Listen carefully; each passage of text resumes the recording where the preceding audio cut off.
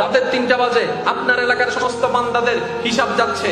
এখন আল্লাহ পাকের দরবারে বুঝার জন্য বলছি, আল্লাহ পাকের দরবারে অমুক ঘরের হিসাব গেল, 6 জন ঘুমাচ্ছে, 7 জন ঘুমাচ্ছে, 5 জন ঘুমাচ্ছে, 6 জন ঘুমাচ্ছে। যখন আপনার ঘরের হিসাব আসলো, 6 জনের মধ্যে 5 জন ঘুমাচ্ছে, 1 জন সিজদায় পড়ে আছে, সিজদায় পড়ে আছে, সিজদায় পড়ে আছে।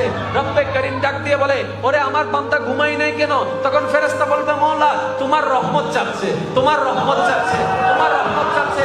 রব্বে করিম ডাক দিয়ে বলে, ফেরেশতা আমার বান্দা কি চায় একটু জিজ্ঞেস কর। তখন ফেরেশতা জিজ্ঞেস করবে, ওই বান্দা বলবে, আল্লাহ এতদিন তোমার দয়া খেয়েছি, বুঝি নাই তোমার দয়া, তোমার রহমত খেয়েছি, বুঝি নাই তোমার রহমত, তোমার মায়ায় চলেছি, বুঝি নাই তোমার মায়া। আল্লাহ সবাইকে বুঝেছি, সবার মায়া বুঝেছি, সবার ভালোবাসা বুঝেছি, তোমার আর ভালোবাসাটা বোঝার চেষ্টা করি নাই। ও আল্লাহ, আমি কিচ্ছু চাই না, শুধু আমার জীবনের গুনাহগুলো একটু মাফ করে দাও, একটু গুনাহ মাফ করে দাও। কারণ আমার অতীত পাল্টানোর ক্ষমতা নাই, অতীতে ফিরে যাওয়ার ক্ষমতা নাই। মওলা তুমি চাইলে তো সেকেন্ডের আগেই পারো। ও মওলা, এত বড় পাপ নিয়ে তোমার দরবারে আমি যেতে পারবো না, হাসরের ময়দানে উত্তপ্ত গরম রোদের মধ্যে আমি দাঁড়াতে পারবো না। ও মওলা, তুমি না রহমান, তুমি না গফফার, তুমি না সাত্তার, তুমি না রহমান, তুমি না গফফার। ও মওলা, একটু মাফ করে দাও না, একটু মাফ করে দাও না, একটু মাফ করে দাও না, তোমার নবী রাহমাতুল লিল আলামিনের উসিলায় একটু মাফ করে দাও না, একটু মাফ করে দাও না। আল্লাহ পাক বলেন, বান্দার চোখের পানিটাই তো আমার প্রিয়, আমার বান্দার চোখের পানিটাই তো আমার প্রিয়, আমার